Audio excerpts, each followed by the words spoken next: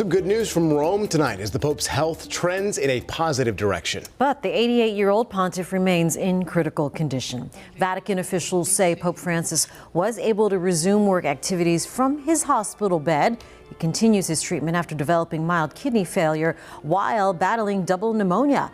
The Vatican says that mild kidney failure is under control, but doctors have stopped short of upgrading his condition. Around the world today, Catholics continue to offer prayers for the Pope's full recovery. I was part of the conclave that elected him. I've gotten to know him, and so I worry about him as I would my own father, because he is our Holy Father. The Catholic Diocese of Charlotte also offering prayers and support for the Pope. Bishop Michael Martin writing in a statement, quote, Pope Francis has been an example of faithful discipleship throughout his life and continues to offer us an example, even in the suffering he is experiencing in sickness. To all those who bear the cross of illness, know that our Holy Father is united to you during this critical time. All right, we are following breaking news out of Rome, where we are getting an update on the health of Pope Francis. At last word, the 88-year-old pontiff remains critical but stable 11 days after being hospitalized for pneumonia in both lungs. CBS News senior foreign correspondent Seth Doane joins us live from Rome.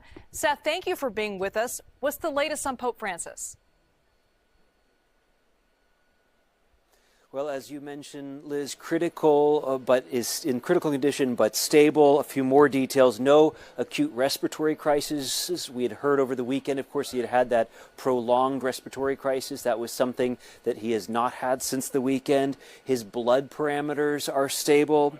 In the evening, he had a scheduled CAT scan to look at the issues in his lungs. Of course, he has pneumonia in both lungs, so we had a CAT scan to take a look at that. No results of that were released by the Vatican tonight, but he did have that CAT scan.